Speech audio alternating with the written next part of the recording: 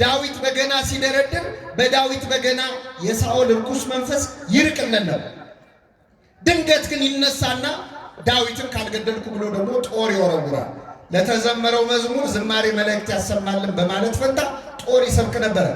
ይህንን ያመጣው ምንድነው? የማን መንፈስ ስለራቀው? የእግዚአብሔር መንፈስ። ሰው መንፈስ ቅዱስ ሲርቀው በገና ሲሰማ ጦር ይሰብክ። ምንድነው አቀዘቀዛችሁት ሞቅ አርጉት እንጂ የሚሉ ሰዎች አሉ። አሁን ይህን ሰሞን በገና ሲከፈት በስመ አብ ወወልድ ወመንፈስ ቅዱስ አሐዱ አምላክ አሜን። እናማት በስመ አብ ወወልድ ወመንፈስ ቅዱስ አሐዱ አምላክ አሜን። በስመ አብ ወወልድ ወመንፈስ ቅዱስ አሐዱ አምላክ አሜን። ክቡር አባታችን የዚህ ታላቅ ካቴድራል አስተዳዳሪ፣ ክቡራን አበው ሊቃውንተ ቤተክርስቲያን፣ መምህራን፣ አባቶች፣ ካህናት፣ ወንድሞች ዲያቆናት፣ ምእመናን፣ ምእመናት ሁላችሁም በእግዚአብሔር ሰላምታ እንደምናመሻችሁ። አሜን። ምሕረት ቸርነቱን አብዝቶ እስከዚህች ሰዓት ያደረሰን በዕድሜያችን ላይ የዛሬዋን ዕለት ይህችን ሰዓት እየጨመረልን ቅዱስ ቃሉን እንድንሰማ ስሙን እየጠራን እንድናመሰግነው በቤቱ የሰበሰበን የአባቶቻችን አምላክ ልዑለ ባሕርይ እግዚአብሔር ስሙ የተመሰገነ ይሁን። እንደ እግዚአብሔር ቅዱስ ፈቃድ በሚኖረን ቀሪ ጊዜ በማቴዎስ ወንጌል ምዕራፍ 4 ከቁጥር 4 ላይ ተጽፎ በሚገኝ ኃይለ ቃል መነሻነት የእግዚአብሔርን ቃል እንማራለን። ከዚያ ወዲያ ኢየሱስ ከዲያብሎስ ይፈተን ዘንድ መንፈስ ወደ ምድረ በዳ ወሰደው። 40 ቀንና 40 ሌሊትም ከጾመ በኋላ ተራበ። ፈታኝም ቀርቦ የእግዚአብሔር ልጅ ከሆንክ እነዚህ ድንጋዮች እንጀራ እንዲሆኑ በል አለው። እርሱም መልሶ ሰው ከእግዚአብሔር አፍ በሚወጣ ቃል ሁሉ እንጂ በእንጀራ ብቻ አይኖርም ተብሎ ተጽፏል አለው። ስለ ቃሉ የአምላካችን ስም የተመሰገነ ይሁን።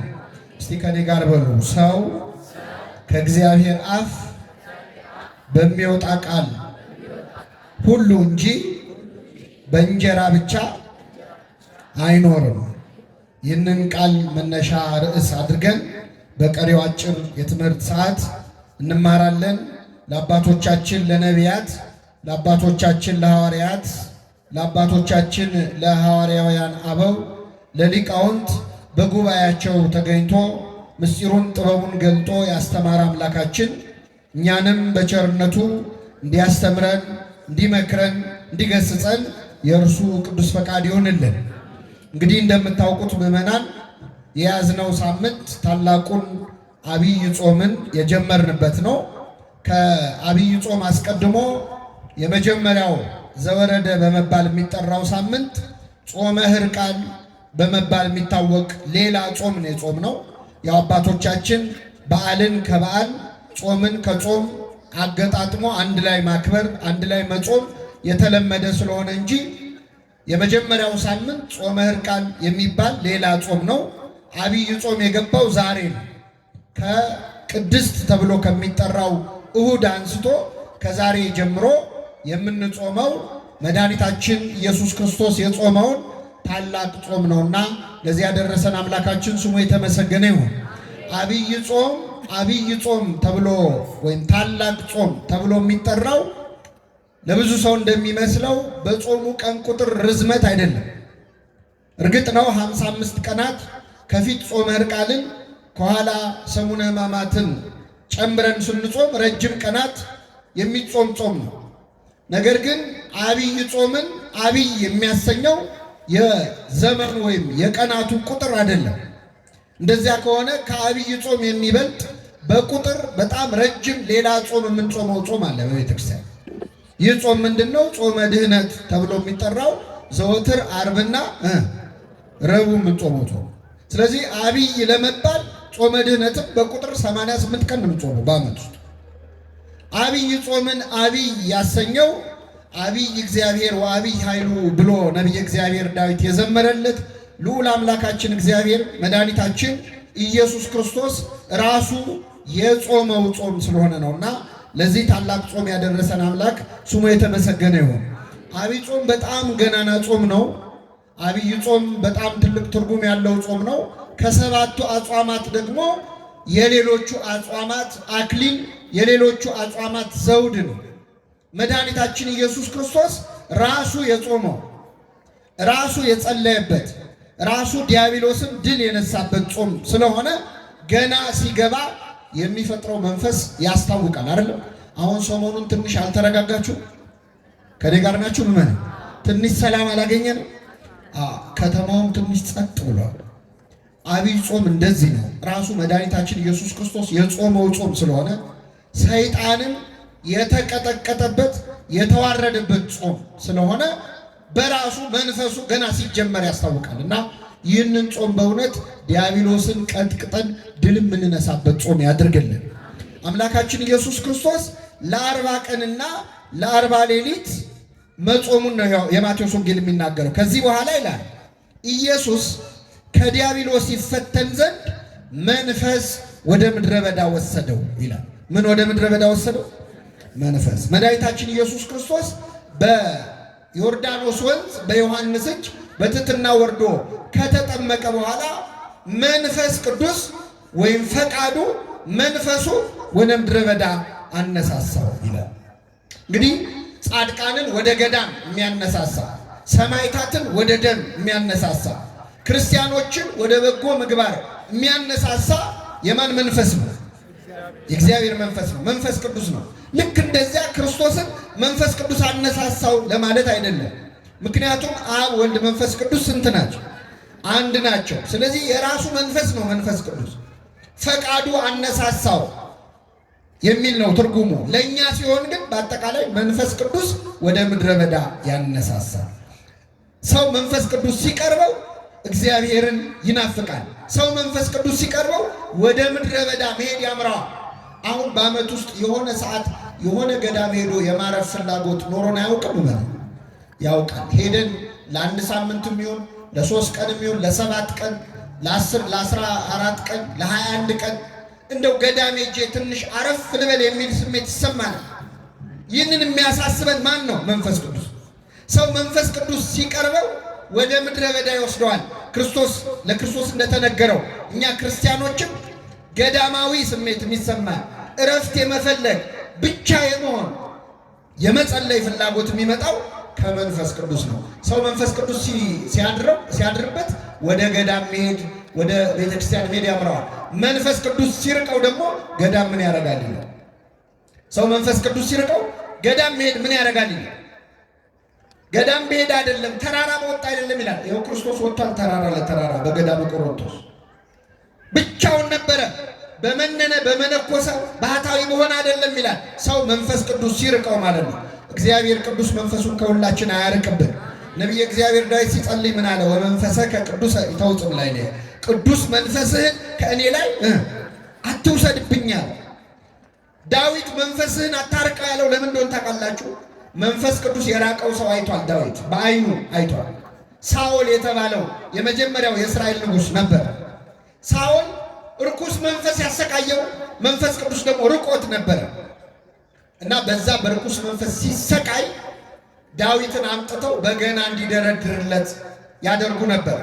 ዳዊት በገና ሲደረድር በዳዊት በገና የሳኦል ርኩስ መንፈስ ይርቅለት ነበር። ድንገት ግን ይነሳና ዳዊትን ካልገደልኩ ብሎ ደግሞ ጦር ይወረውራል። ለተዘመረው መዝሙር ዝማሬ መላእክት ያሰማልን በማለት ፈንታ ጦር ይሰብክ ነበረ። ይህንን ያመጣው ምንድን ነው? የማን መንፈስ ስለራቀው? የእግዚአብሔር መንፈስ። ሰው መንፈስ ቅዱስ ሲርቀው በገና ሲሰማ ጦር ይሰብክ። ምንድን ነው አቀዘቀዛችሁት ሞቅ አርጉት እንጂ የሚሉ ሰዎች አሉ። አሁን ይህን ሰሞን በገና ሲከፈት፣ የንስሐ መዝሙር ሲዘመር፣ ሰዓታት ሲቆም መንፈስ ቅዱስ ሲርቅ እንደዛ ነው። የተረጋጋ ነገር አትወድም። ጸጥ ያለ ነገር ይጨንቃል። ጸጥታ ይጮህብሃል። መንፈስ እግዚአብሔር ሲርቅ እንደዚህ ነው። እግዚአብሔር መንፈሱን ከሁላችን አያርቅብን። መንፈስ ወደ ምድረ በዳ ወሰደው በዲያብሎስ ይፈተን ዘንድ ይላል። ክርስቶስ በዲያብሎስ ይፈተን ዘንድ ነው የሚለው። በዚህ በ40 ቀንና በ40 ሌሊት ሲጾም መድኃኒታችን ኢየሱስ ክርስቶስ በዲያብሎስ ተፈትኗል። 40 ቀንም እየተፈተነ ይላል የሉቃስ ወንጌል። 40 ቀኑንም ሙሉ ዲያብሎስ ይፈትነው ነበር። የማቴዎስ ወንጌል ደግሞ ጾሞ ሲጨርስ ተራበ፣ ዲያብሎስም ሊፈትነው መጣ ይላል። ስለዚህ ክርስቶስ እየጾመ ተፈትኗል፣ ጾሞ ሲጨርስም ምን ብሏል? ተፈትኗል። የማርቆስ ወንጌል ደግሞ ምን ይላል መሰላት? 3 ፈተናዎች ያቀረበለት ድል ነሳው ይልና ዲያብሎስም ለጊዜው ተወው ይላል። እስኪ በሉ ዲያብሎስም ለምን ተወው? ሰይጣን የሚተወን ለመቼ ነው? ለጊዜው ነው። ጥሎ ሄድ እንዳይመስል አለቀ።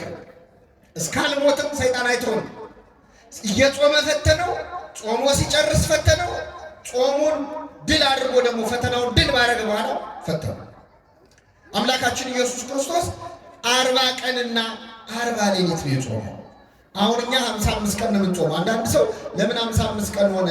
ክርስቶስ የጾመው 40 ቀን ነው፣ እንደሱ ከሆነ ወይ እንደሱ ነው መጾም ያለብን ይላል። የሚያደርገው ይመስል ማለት ነው። እስቲ አሁን እውነት ለመናገር 40 ቀንና 40 ሌሊት ጾሙ ብትባሉ ትችላላችሁ? 40 ቀን 40 ሌሊት ማለት እኮ እስከ 9 እየጾመ አይደለም ጌታ፣ እስከ 11 እየጾመ አይደለም። 40ውንም ቀን እህልም ውሃም በአፉ ምን አለ አልገባም። እንዴት ይቻላል ይሄ? ሰው ያለ ምግብና ያለ ውሃ መቆየት አይችልም። ከቆየ እስከ 20 ቀን እስከ 21 ቀን በጣም ታግሎ ሊቆይ ይችላል። እሱም ውሃ እየወሰደ ውሃ እየጠጣ ዲሃይድሬትድ እንዳይሆን ውሃ ከሰውነቱ አልቆ እንዳይሞት ውሃ እየጠጣ በጣም የመጨረሻ ጣራው እስከ 40 ቀን ያውም ውሃ እየጠጣ ነበር። ክርስቶስ 40 ቀንና 40 ሌሊት ጾመ። እኛ እንደሱ ልንጾም ይቻላል? ትችላላችሁ? አንድ ልጅ ይገርማቸዋል። መቼስ አዲስ ክርስቲያን ከምን ይበልጣል ነበር? ከጳጳስ። አንዳንዴ ክርስትና የተጀመረ ሰው በጣም ገድል ያምራቸዋል። ሰሞኑን መጸለይ የጀመረ ሰው 50 ባለ 53ቱን የጸሎት መጽሐፍ ጨርሶ አርጋኑን ደግሞ እንደው በቃ ምንም የጸሎት መጽሐፍ የለም ማለት ነው ይላል። የጀማመረ ሰሞን እና እንደዚህ አይነት እንደው ጀማሪ ክርስቲያን አይነት ነበርና ይሄን መቼስ ሁላችንም በእድሜያችን አድርጎን አይተነዋል። በልበል የሚል ጊዜ አለ። በቃ እስከ 12 ሰዓትም ጾመ። አሁን የታዘዘ ጾም አለ። አብይ ጾም የመጀመሪያውን ሳምንት የምንጾመው እስከ 11 ሰዓት፣ ከዛ በኋላ ከሁለተኛው ሳምንት አንስቶ እስከ ኒቆዲሞስ እስከ 9 ሰዓት ነው የምንጾመው። ከዛ የመጨረሻውን እስከ ምሽቱ 1 ሰዓት ነው። እነዚህን የተረፉትን ሰዓታት ቁጭ ብላችሁ ስታሰሏቸው 88 ይሆናል፣ 86።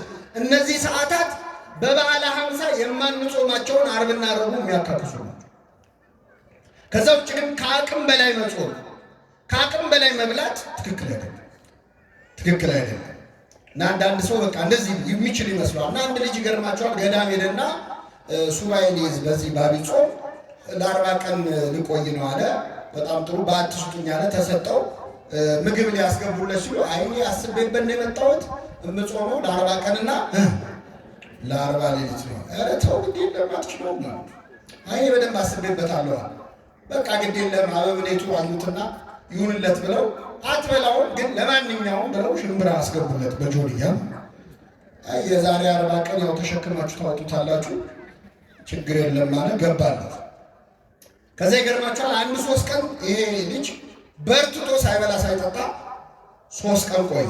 ይህም ጥሩ ነው፣ ጎበዝ ነው። ከ3 ቀን በኋላ በጣም ራበው፣ አልቻለም፣ እንደምንም ዋለ።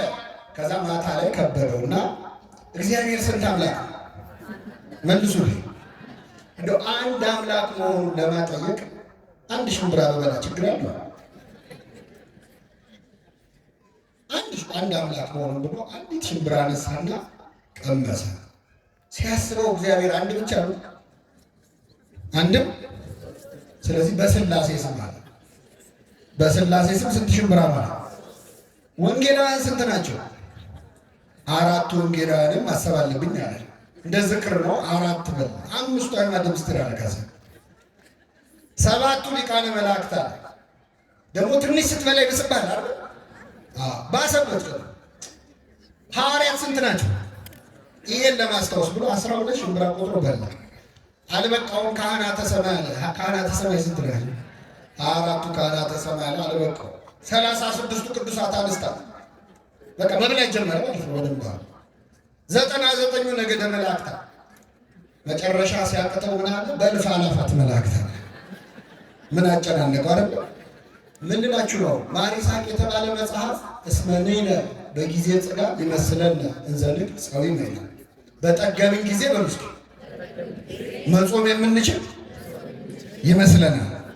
አሁን ዛሬ እራቱን ጥርቅ አድርጎ የበላ ሰው ነገ እስከ ስንት ሰዓት ነው የምትጾመው ብትሉት ነገ አልበላም ይላል። ስትጠግብ የሚርባ አይመስልም። ይሄ በነገራችን ላይ በምግብ ብቻ አይደለም፣ ሹመትም ስልጣንም ያልተሾመ ሰው የተሾመን ሰው ሲያው አቤት እኔ በዛ ቦታ ብሆን ኖሮ ስንት ነገር አስተካክል ነበር። ገንዘብ የሌለው ሰው ድሃ የሆነ ሰው ገንዘብ ያለውን ሰው ሲያው አቤት እግዚአብሔር ነው ገንዘብ ለማይሆን ሰው ነው የሚሰጠው፣ ለእኔ ቢሰጠኝ ስንት ችግር እፈታበት ነበር፣ ስንት ድሃ ረዳ ነበር። በተራብክ ጊዜ መጾም የምትችል ይመስልሃል የተባለ ያልተሾመ አቤት አሁን የኢትዮጵያ እግር ኳስ እውነት ለመናገር እንደ ተመልካቹ ቢሆን ኖሮ ከዓለም አንደኛ መሆን አልነበረብንም? እንደ ተመልካቹ ቢሆን ኖሮ እንደ አስተያየት እንደምንሰጠው ቢሆን ኖሮ ግን ዋላ ቀረ ይመስለናል። እዛ ቦታ ላይ ከበሮ በሰዎች ሲያዩት ያምራል፣ ሲይዙት ምን ይላል? ያደናል። ስለዚህ 40 ቀን 40 ሌሊት መጾም ከባድ ነው። ክርስቶስ 40 ቀን 40 ሌሊት ነው የጾመው። ከሱ ቀድሞ የጾሙ አሉ ወይ? አዋል ማ ሙሴና ኤልያስ። ሙሴ 40 ቀን 40 ሌሊት ጾሟል። ክርስቶስስ አምላክነት አለው። ፍጹም ሰው ፍጹም አምላክ ሆኖ ነው። ሙሴ እንዴት ችሎ ጾመ? ኤልያስስ እንዴት ችሎ ጾመ ካላችሁ በጣም ይገርማል። ሙሴ 40 ቀን 40 ሌሊት የጾመው እግዚአብሔር ከእርሱ ጋር ስለነበር ነው። ከእርሱ ጋር ማን ስለነበር? እግዚአብሔር። 40 ቀን 40 ሌሊት ቁጭ ብሎ እንዳይመስላችሁ በሰባቱ መንጦላዕት በሰባቱ የእሳት መጋረጃዎች መሃል እያለፈ በሞትና በሕይወት መካከል ሆኖ በተመስጦ ፍጹም ከእግዚአብሔር ጋር ተሳስሮ ነበር። የቴዎሎጂ ሰዎች ፈንዳሜንታል አታችመንት ይሉታል ወይም ስቲሚዮሲስ ይሉታል። ሰው ከእግዚአብሔር ጋር ፍጹም ተመስጦ ውስጥ ሲሆን ምግብ አይታወሰው። ስጋው የሙት ያህል ትሆናለች፣ ነፍሱ ብቻ ነው አክቲቭ የምትሆን። ስለዚህ ሙሴ አይታወቀውም ነበር። በሰባቱ የብርሃን መጋረጃዎች ውስጥ እያለፈ እግዚአብሔርን ያነጋግር ነበረ። 40 ቀን ሙሉ ቆየ። ሲመለስ ፊቱ እንደ ፀሐይ እያበራ ነበር። በረከቱን ያሳደረ። ኤልያስ ደግሞ 40 ቀን 40 ሌሊት ጾመ። ኤልያስ እስካላችሁ ጥርግ አድርጎ በልቶ ነው። ኤልያስ ደግሞ ጥርግ አድርጎ በልቶ ነው። አንደኛ ነገሥት ምዕራፍ 17 ላይ ኤልያስ ከዛፍ ስር ቁጭ ብሎ ተክዞ እያለ የእግዚአብሔር መልአክ ተገለጠለት። ሊቀ መላእክት ቅዱስ ፋኑኤል የተገለጠለት ይላሉ ሊቃውንት ሲተረጉሙ። እመቤታችንን የመገበው መልአክ ማለት ነው። ፋኑኤል ተገለጠለትና ከእንቅልፉ ቀሰቀሰው። ሲቀሰቅሰው ነቃ። ሲነቃ ከፊቱ ገበታ አለ፣ የሚጠጣ ወይን አለ። የምትሄድበት መንገድ ሩቅ ነውና ተነስተህ ብላ አለው ይላል። እሺ አለ። ጥቂት በላ፣ ጥቂት ተጎነጨ። መልሶ እንቅልፍ አሸነፈው፣ ተኛ። መልአኩ ቀሰቀሰው። የምትሄድበት መንገድ ሩቅ ነውና ተነስተህ ብላ አለው። በዚያ ምግብ ኃይል እስከ እግዚአብሔር ተራራ ድረስ 40 ቀንና 40 ሌሊት ተጓዘ ይላል። ስለዚህ ኤልያስ 40 ቀን 40 ሌሊት የጾመው ምን ብሎ በልቶ በደንብ ሰማያዊ ምግብ ሰማያዊ መጠጥ ነው። ለሰው አይቻልም። መድኃኒታችን ኢየሱስ ክርስቶስ 40 ቀን 40 ሌሊት ጾመ። ከጾመ በኋላ ተራበ ይላል። ባይራብ ኖሮ ለካ አምላክ ብቻ ነው ሰው አይደለም ብለው ትስብእቱን ወይም ሰው መሆኑን ሰዎች እንዳይክዱ ልክ 40 ቀን ሲሞላው በሙሴ በኤልያስ ለከት ማለት ነው አምላካችን ተራበ። እንደ ተራበ ዲያብሎስ ሊፈትነው ቀረበ።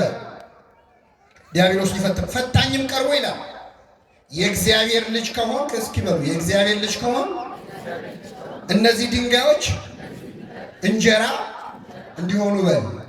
የማን ልጅ ከሆን?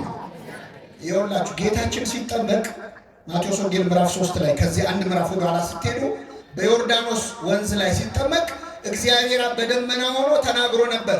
የምወደው ልጄ ይህ ነው ብሏል። ሰይጣን እችን ሰምቷል። ስለዚህ ክርስቶስ አምላክ መሆኑን ገና አላወቀም። መስቀል ላይ ነው የሚያውቀው ሰይጣን። በትክክል አምላክነቱን አያውቅም። ግን የእግዚአብሔር ልጅ የምትል ሲሰማ የሰው ልጅ ሰው ነው፣ የእንስሳም ልጅ እንስሳ ነው፣ የእግዚአብሔር ልጅ እግዚአብሔር ነው። የባህሪ ልጅ ሊሆን ይችላል ወይስ የጸጋ ልጅ ነው እንደ እስራኤላዊነቱ ብሎ ግራ ገባው። ስለዚህ የእግዚአብሔር ልጅ ከሆን ካለ በጥርጣሬ የእግዚአብሔር ልጅ ከሆን እነዚህን ድንጋዮች ዳቦ እንዲሆኑ በል አለ። በነገራችን ላይ ሰይጣን ንቀት ነው መሰለኝ ሲፈትነን ዛሬም ድረስ ብዙ ስልት አይቀይርም። ይገርማችኋል። እስኪ በሉ የእግዚአብሔር ልጅ ከሆን እነዚህን ድንጋዮች ምን አድርግ? እንጀራ አድርግ፣ ዳቦ አድርግ። አሁን ዛሬም እንደዚህ አይነት ፈተና ይፈትነናል እኮ ሰይጣን። አንቺ የእግዚአብሔር ልጅ ሆነሽ ለምን የምትቸገሪ? የእግዚአብሔር ልጅ ሆነ ለምን ይረባሃል? ክርስቲያን አይደለም? በ40 በ80 ቀን ልጅነት አግኝተህ የለ? የእግዚአብሔር ልጅ ከሆንክ ለምን ትራባለህ? ቤተ ክርስቲያን ስትመላለስ አይደል እንደምትውለው? ምን ነው ስራ የሚበላሽብህ? ልጁ ባትሆን ነው ማለት ነው ይላል ሰይጣን። አንድ አይነት ነው ስንቱ።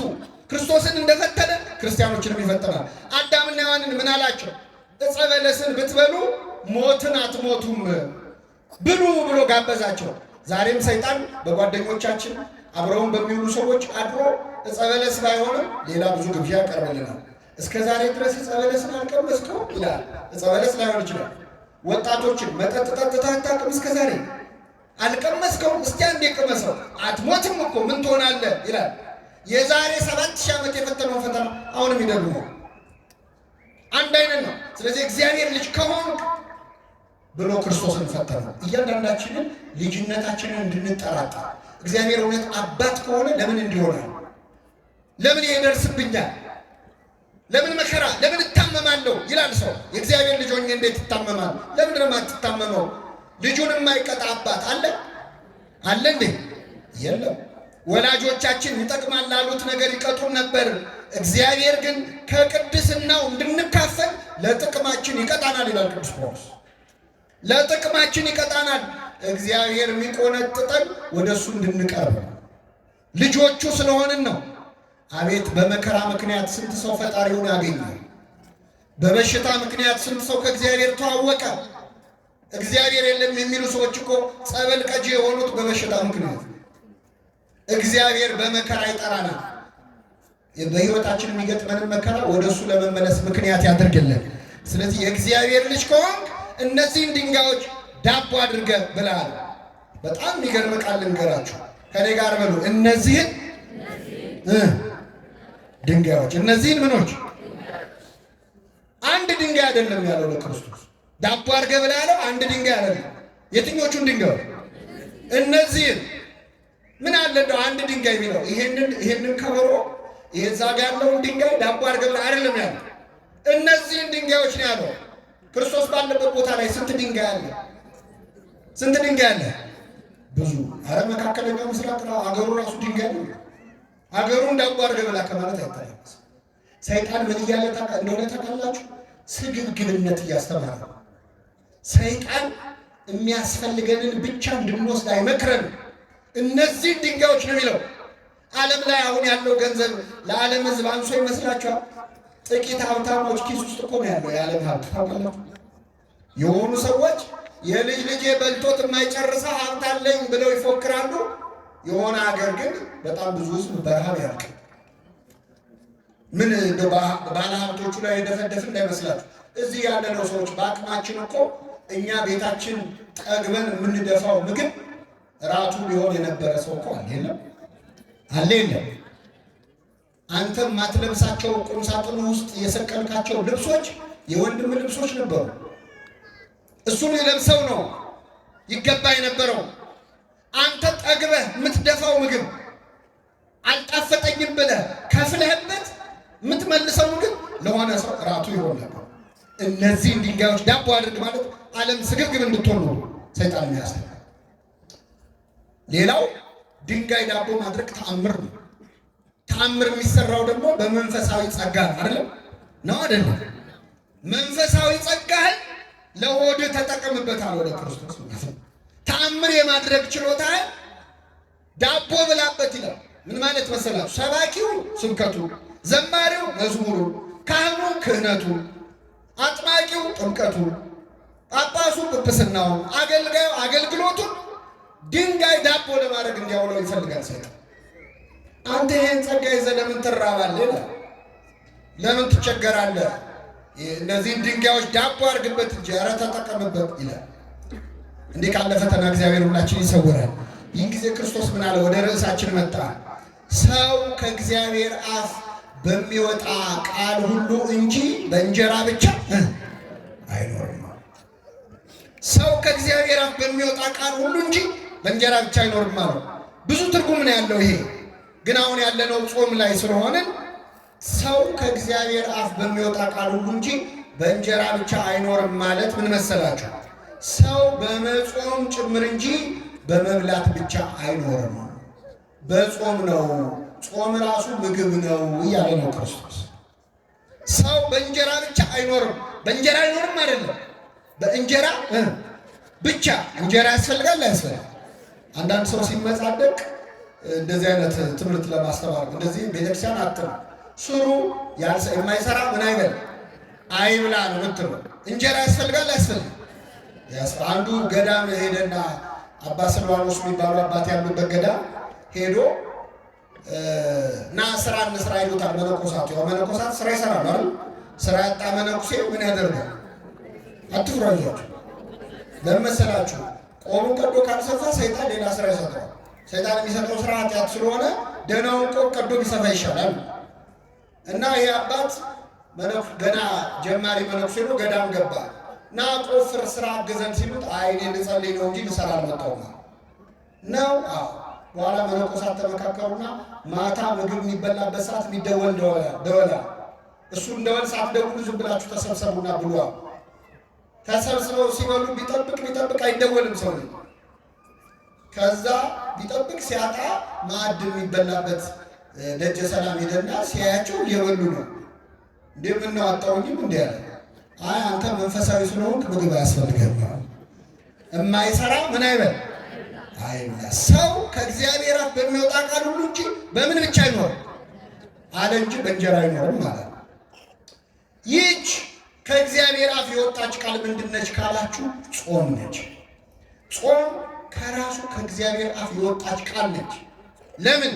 እግዚአብሔር በነገራችን ላይ 10ቱ ትእዛዛትን ሳይሰጥ አትስረቅ፣ አትግደል፣ አታመንዝር፣ ከኔ በቀር ሌላ አምላክ አታምልክ ሳይል በፊት መጀመሪያ የሰጠው ሕግ ጾም ናት።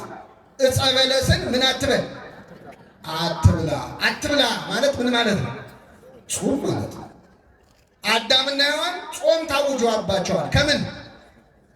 ከምንድን ነው ጾሙ?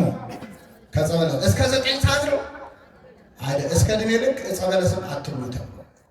ስለዚህ የመጀመሪያይቱ ከእግዚአብሔር አፍ የወጣች ቃል ጾም ነች። ስለዚህ ሰው ከእግዚአብሔር አፍ በሚወጣ ቃል ሁሉ እንጂ ወይም በጾም እንጂ በእንጀራ ብቻ አይኖርም። ቤተክርስቲያናችን የጾም ቤተክርስቲያን ነች። ጾምን በደንብ ተረድታለች። አሁን በዚህ ሰሞን ክርስቶስ ጾሟል ብለን እንጾማለን። ለምን? ክርስቶስ የሚጾመው ምን ጥቅም ሊያገኝ ነው? እጸድቃይን ጻድቅ፣ እከብራይን ክቡር፣ እነጻይን ንጹሕ ነው። ምንም አልጎደለበትም። የጾመው ጾሙ ሊለን ነው። ሌላ ምክንያት የለም። ስለዚህ የገብቷታል። ተጠመቀ ብላ በ40 እና በ80 ቀናችን ምን ትለናል? ታጠምቀናለች። ተመልከቱ። ጸልዋል፣ ስትጸልዩ ትለናለች። እንዴት እድለኞች ነን ኦርቶዶክሳዊ። ጾሟል፣ ጾሙ ትለናለች። መስቀል ተሸክሟል። የሚወደኝ ቢኖር መስቀል ተሸክሞ ምን ይበለኝ መከራ ታገሱ ብላ ታስተምረናለች። ተሰቅሏል፣ እኛን ተሰቀሉ አይለንም። ግን የክርስቶስ የሆኑቱ ስጋን ከክፉ ምኞቱና መሻቱ ጋር ሰቀሉት ይላል። ስለዚህ ኃጢአትን ስቀሉት፣ ራሳችሁን፣ ስጋችሁን፣ ስጋዊ ምኞታችሁን መስቀል ላይ አውጡት ብላ ታስተምራለች። ሞተ ተነሳ እንደምትል እኛም ሞተን አንቀርም። ምን እንላለን? እነሳለን። በእግርም በግብርም ነው ቤተክርስቲያናችን ክርስቶስን የምትከተለው። ለፋሲካ ብቻ አይደለም የምናመልከው፣ እኛ ሲሰቀል የምናመልከዋለን። ክርስቶስ ወደቀ ብላ ልጆቿን ይዛ ኦርቶዶክሳዊ ቤተክርስቲያን ትሰግዳለች፣ ትወድቃለች። እሱ የደም ላብ አልቦታል። ቤተክርስቲያን ልጆቿን ላብ እስኪወጣቸው እየሰገዱ እንደወደቀ እየወደቁ እንደተነሳ እየተነሱ ክርስቶስን እንዲመስሉ ታስተምራለች። ክርስቶስ መናኝ ነበር። ምድር ላይ ሀብት አልነበረው። መናኞች አሏት፣ በዱር በገደል የሚቀበዘበዙ የሚንከራተቱ ባህታውያን አሏት፣ መነኮሳት አሏት። ክርስቶስ ሙሽራ ነው። ቤተክርስቲያን ሙሽራይቱ ነች። እሱ ሙሽራ ነው። ስለዚህ በተክሊል በቁርባን የሚጋቡ ሙሽሮች አሏት፣ ክርስቶስን የሚመስሉ በሁሉ ነገር ክርስቶስን መምሰል የቤተክርስቲያን ዓላማ። አሁን ሰሞኑን እንጾማለን። እሱ ስለ ጾም ነው እንጾም። በጣም የሚገርመው ሁሉም ባይሆኑ አንዳንድ ጎረቤቶቻችን ጌታ ጾሞልናል፣ ስለዚህ እኛ አንጾም የሚለው ጌታ የጾመው እኛ እንዳንጾም ነው የሚለው። ተስማማላችሁ? እመና ጌታ ጾሞልናል የሚሉ ሰዎች የምንጠይቃቸው ምንድን ነው? ጌታ ምድር ላይ ያለ ምግብ በልቷል አልበላ? አልበላ? ውሃ አስጠጥቷል አልጠጣ? እንቅልፍስ ተኝቷል አልተኛ? ስለዚህ ጌታ ጾሞልናል ብለው የማይጾሙ ሰዎች ጌታ እንቅልፍ ተኝቶልናል ብለው ማቆም አለባቸው። እንቅልፍ ለምን ይተኛሉ? ጌታ ተኝቶልናል። ምግብ ለምን ይበላሉ? ጌታ ምን ብሎልናል? በልቶን። እንዴ መርጦ ነው እንዴ? ከመሃል ጾማን ብቻ ነው እንዴ ጾሞልናል የሚባለው? ብዙ ነገር አድርጎልናል እኮ። አራያ ሊሆነ ምሳሌ ሊሆነ ክርስቶስ በነገራችን ላይ ጾም ያስፈልጋል አያስፈልግም የሚለውን ጥያቄ አልመለሰው፣ ዘለለው። ምን እንዳለ ታውቃላችሁ? ማቴዎስ ወንጌል ምዕራፍ 6 ላይ ጾም ያስፈልጋል ወይስ አያስፈልግም የሚለውን ጥያቄ ዘለለውና ስትጾሙ አለ። ምን ስትሉ? ያው መጾማችሁ የታወቀ ነው። ክርስቲያን ከሆናችሁ ምን ትላላችሁ? ስለዚህ ስትጾሙ እንደ ግብዞች አትሁኑ አለ። መጾም ጥያቄ ውስጥ አይገባም። ራሱ ጾም ያስፈልጋል አያስፈልግም የሰይጣን ጥያቄ።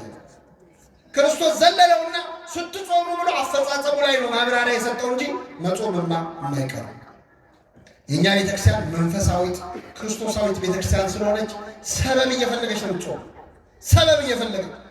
አሁን ጌታ ጾመ ብላ ታጾመናለች። ትንሽ አረፍ ታደርገና ደግሞ ሐዋርያት ጾመዋል ብላ ታጾመናለች። ትንሽ አረፍ አድርጋ ደግሞ ፍልሰታ ታጾመናለች። ልክ እንዴት ነው ወላጆች ታውቃላችሁ፣ ምግብ ሲያጎርሱ እችም ጉረስና የመጨረሻ በቃ ከዚህ በኋላ አትጎርስም የሚሉት ነገር አለ። ቤተክርስቲያን ጾምን እንደ ምግብ ነው የምትሰጠው። አንዴ ተፈታ አንዴ ተያዘ እያለች እያረሳሳች ነው። እቺ አጭር ነች፣ በቃ 3 ቀን ነው አይዞ ነነዌ ነው እችን ብቻ ቅመስና ከዚህ በኋላ አትጾም ትላለች። ወይ 3 ቀን ነው 2 ጾም አለ። አንድ 9 ቀን 10 ቀን ካረፍክ በኋላ ደግሞ አልጾም ብላ ትመጣብሃለች። የመጨረሻ እያለች ነው። የዚች ቤተክርስቲያን ልጆች ስላደረገን ስሙ የተመሰገነ። ለመብላት አይደለም ሰበብ የምትፈልገው ለመጾም ነው ቤተክርስቲያን። በጣም የሚገርም ነገር ልንገራችሁ። አንድ ሰው በበሽታ በጾም በሽታ ቢታመም በህመሙ ምክንያት መጾም ካልቻለ እንዳይጾም ይፈቀዳል እንዲበላ። የሚገርመው ግን በስርዓተ ቤተክርስቲያን ያ ሰው ከዛ በሽታ እንደማይድን እርግጥ ከሆነና የሚሞት ከሆነ ቤተክርስቲያን በቀረው ዕድሜ እንዲጾም ነው የምታለው። እንዲጾም እስኪሞት ይብላ ሳይሆን እስኪሞት ምን ይበል ይጾም። ጥቅሙ ስለገባት ነው።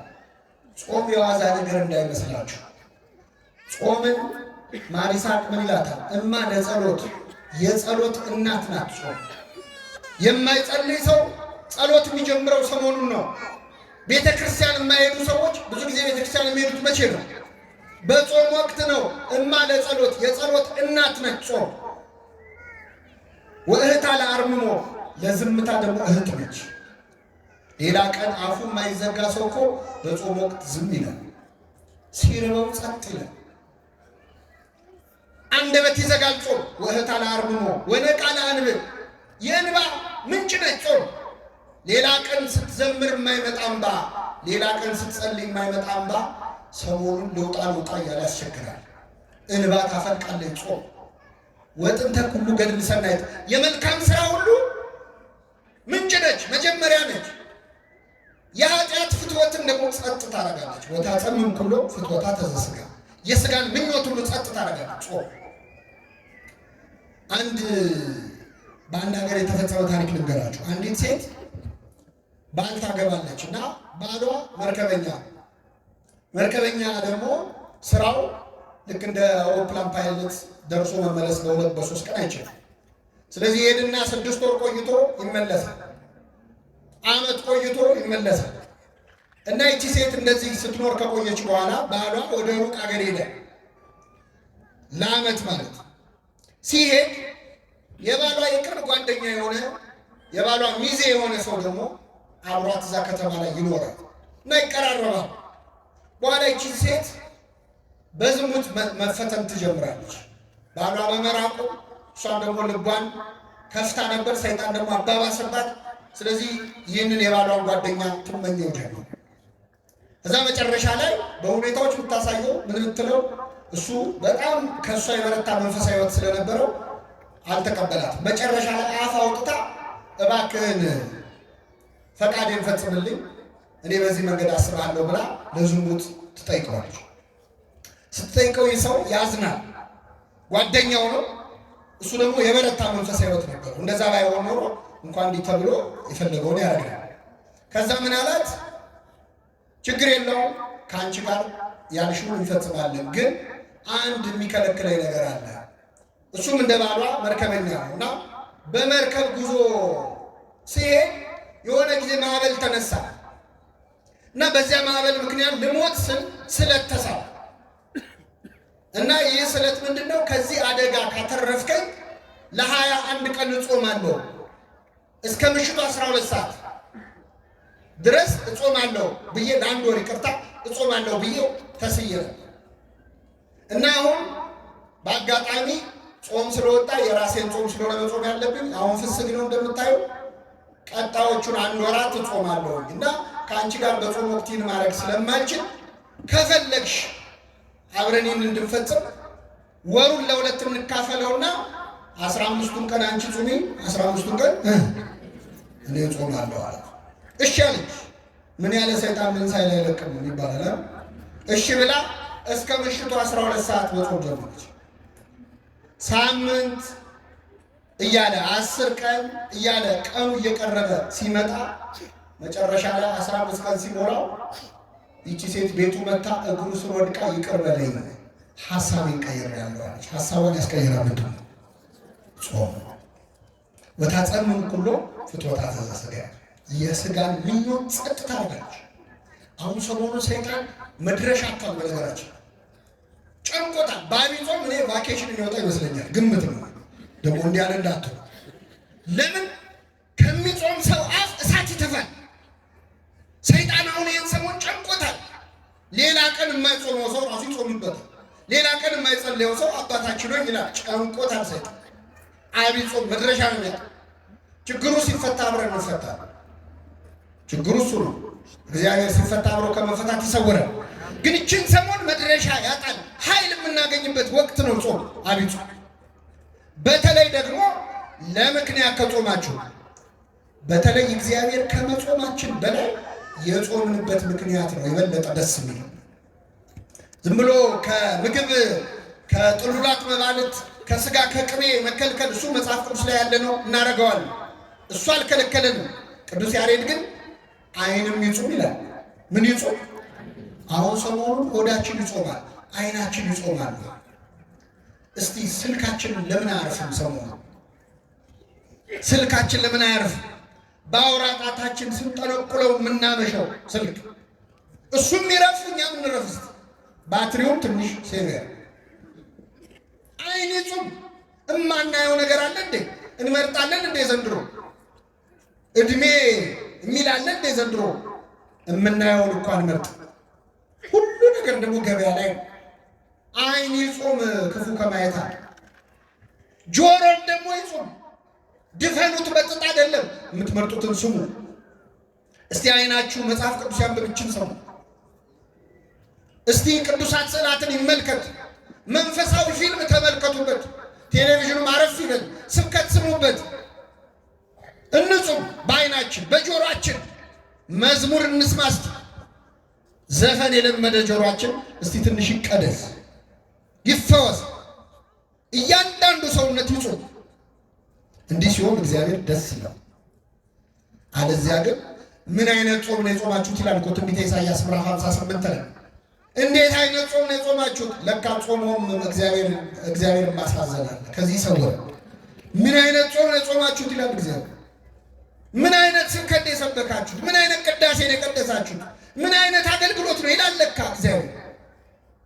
እንደዚህ ከመባል ይሰወራል። ለምንድን ነው መጾም ያለብን? ይህንን ነግሬያችሁ አበቃለሁ።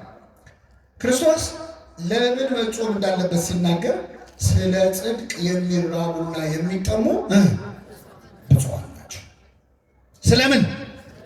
ስለ ጽድቅ። እለ ይርህቡ ወይጸሙ በእንተ ጽድቅ፣ በእንተ ጽድቅ፣ ስለ ጽድቅ ብለው ብዙ የጾም ምክንያት አለ። ሰው ለምን ይጾማል? አንዳንድ ሰው ለሌላ ሰው ለመታየት ብሎ ይጾማል ይላል ክርስቶስ። እንደ ግብዞች አትጹሙ፣ በሰው ሊታዩ ይጾማሉ አለ። አብረዋችሁ የሚሰሩ ሰዎች ሲጾሙ ስታዩ አቤት ያሳፍራል፣ እኔ ከመሃል ተለይቼ መብላት የለብኝም ብሎ ሰው እንዲያየው ይጾማል። ለታይታም ይጾማል። በጣም እየጾሙ ግን ሰው ካላየ ቅርም ይላቸው ካላወሩ በሽምብራ ሊጾሙ ይችላሉ ሰዎች። እንደው በቃ ይችን አብይ ጾም ቆሎ እየበሉ እየጾሙ ግን ሰው እንዲሰማ ይፈልጋል። በቀጥታ በሽምብራ ጾማለሁ አይኖር በተዘዋዋሪ ነግሯል። አንተ ሽምብራ ትወዱ ይል እንደ ይላል። በቀደም ለዚህ ለጾም ብዬ ስገዛ ይለዋል። አንድምታው የምጾመው በምንድን ነው እወቁልኝ ማለት ይህ አንዳንድ ሰው ጽድቁን ያወራል። እኔ ጥሎብኝ ለድሃ መርዳት ወዳለሁ ግን እረዳለሁ ብዬ ማውራት አልወድም የሚሉ ሰዎች ምን እያደረጉ ነው? አይገርም? ትሕትናውም እንዳይቀር ትዕቢቱም እንዳይቀር እጅ ታጥቦ ኃጢአት መስራት እንደ ጲላጦስ ነው። ከደሙ ምንድን ነኝ ያለ ትሑትም ነኝ ትዕቢተኛም ነኝ።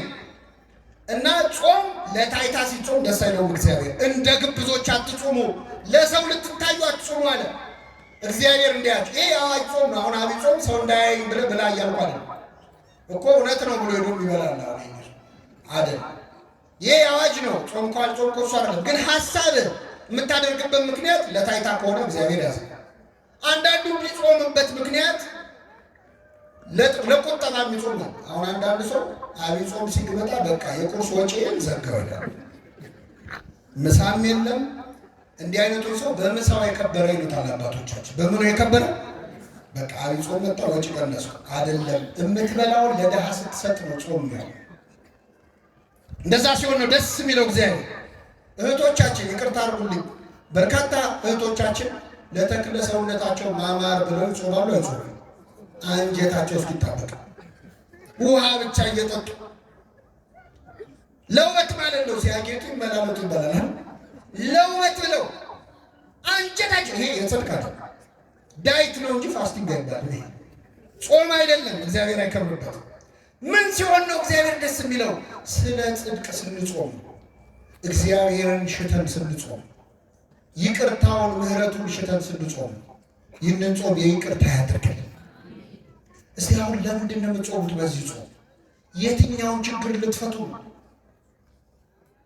ምንድን ነው አሁን በዚህ ጾም የምታስተካክሉት? ጾም ሲገባ በነገራችን ላይ በአጀንዳ ነው መጾም ያለባችሁ።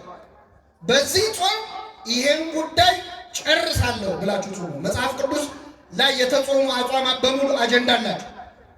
ክርስቶስ የጾመው ለአርአያ ነው፣ ለእኛ ምሳሌ ሊተው ነው፣ ዲያብሎስን ድል ሊነሳ ነው፣ ፈጽሞታል። ነቢያት ጾመዋል፣ ውረድ ተወለድ ሊሉት ነው፣ ወረደ ተወለደ፣ አጀንዳ ነው።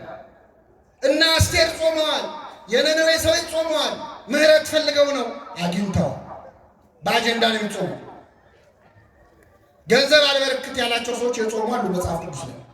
እስቲ ገንዘቤን አበርክተው ተብሎ ይጾሙ። አንዳንዴ ደሞዛችሁ የት እንደገባ ግራ ይገባችሁ። ብር እጃችሁ ላይ ብትን ይላል። ሰው ምን አድርጎብኝ ነው? አዙረውብኝ ነው? አስደግመውብኝ ነው? አትበል። ዝም ብሎ ያስተካክላል። የትኛውንም ድግምት የትኛውንም መተት ጾምና ጸሎት ድል ሊነሳው ይችላል። ይችላል። አትጨነቁ። የማይፈታ ችግር የሚፈታው በጾም። ይህን እኛ አይደለም ያለ።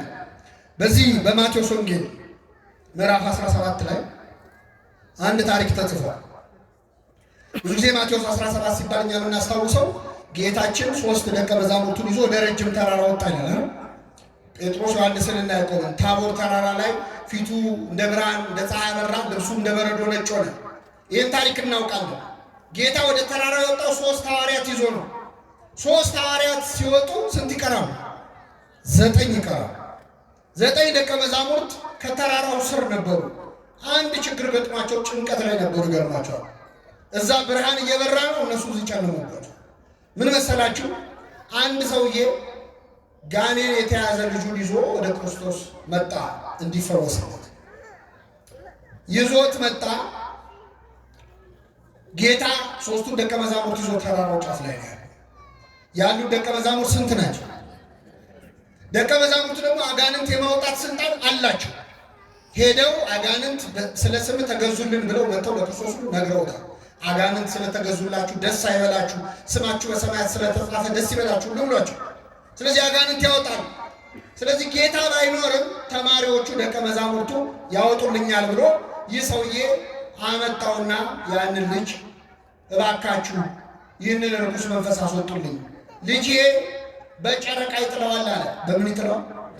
ማታ ማታ ሲመሽ እያነሳ ይጥለዋል። አንዴ ወደ እሳት አንዴ ወደ ውሃ እያነሳ ያፈርጠዋል።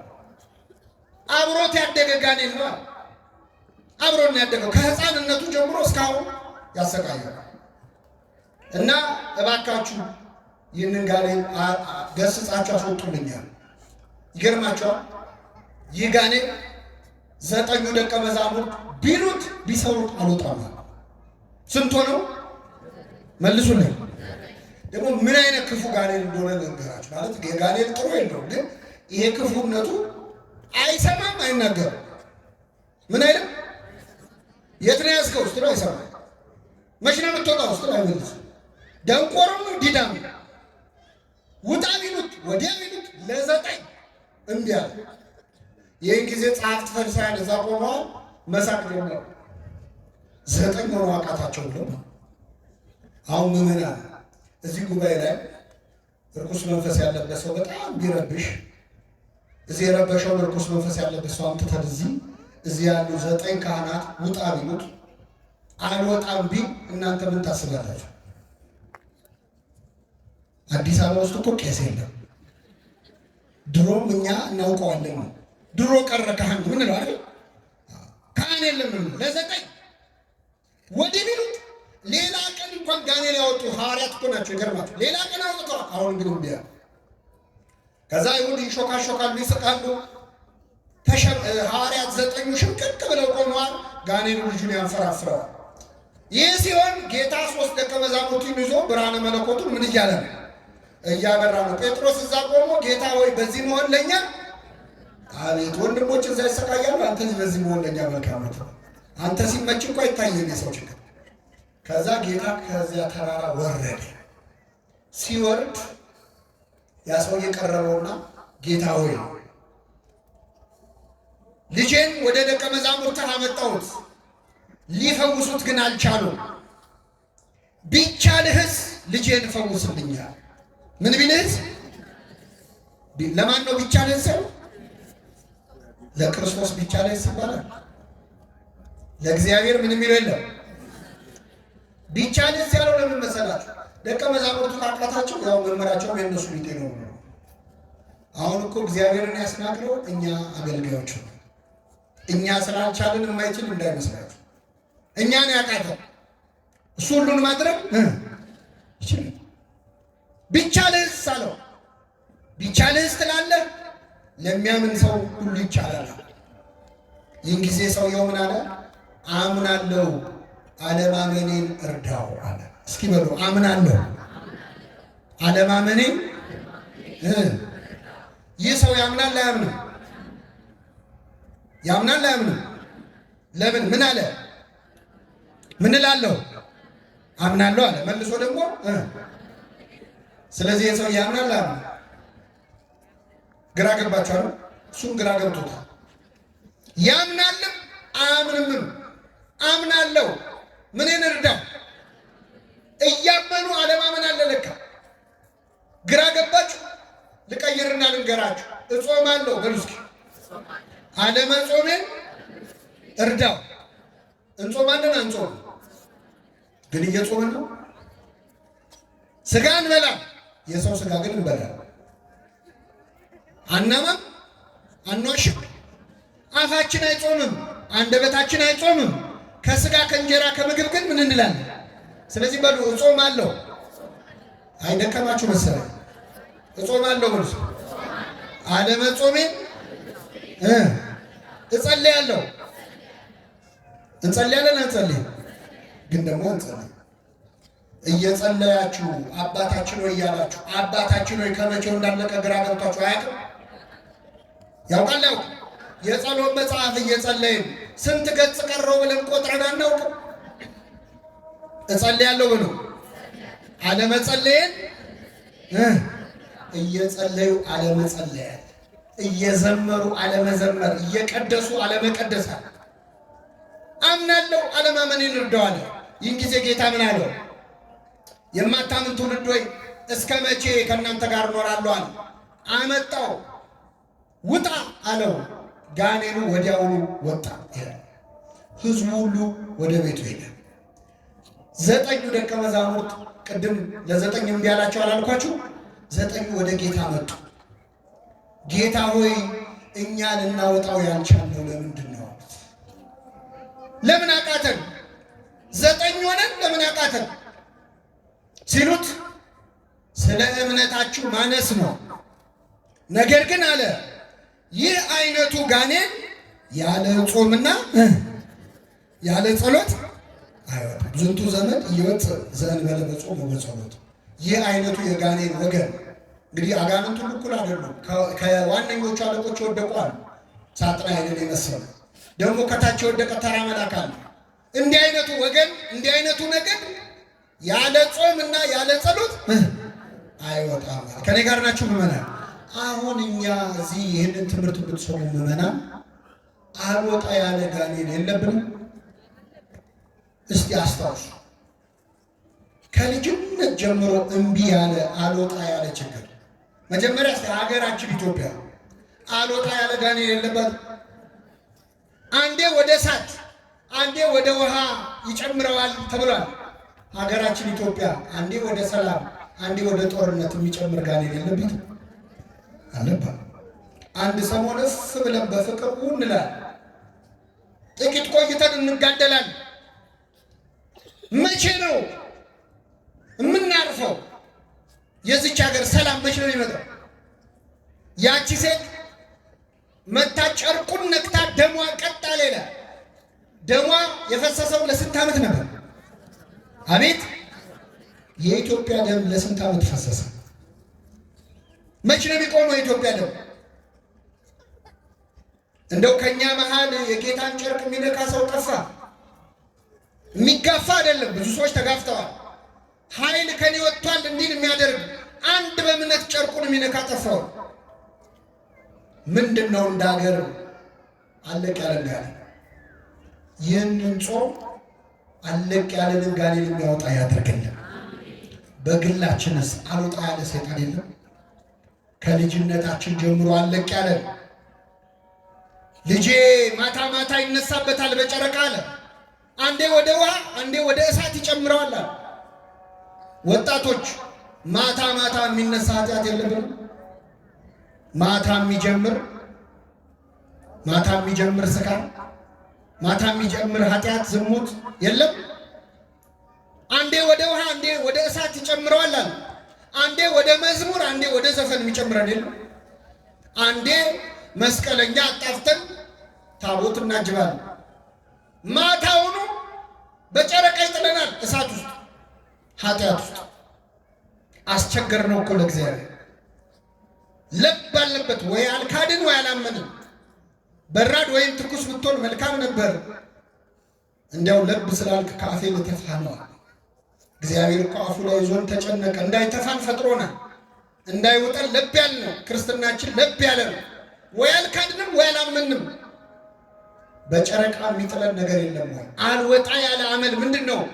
ማታ ማታ የሚነሳብን ምንድን ነው? እንዳትደክሙ፣ ይህ አይነቱ ጋኔን ያለ ጾምና ያለ ጸሎት አይወጣም። አሁን ያለንበትን ጾም ሁላችንም መጾም ያለብን የሆነ ችግር ለመፍታት ነው። አምላካችን ይህንን ታላቅ ጾም ኃይለ አጋንንትን ድል የምንነሳበት ከኛ ሊርቅ ያልቻለው ዝተን አለቀን ያለ ሱስ፣ አለቀን ያለ ኃጢአት፣ አለቀን ያለ ልማድ የምንላቀቅበት ጾም ያደርግልን። የሰማነውን በልቡናችን ያሳድርብን።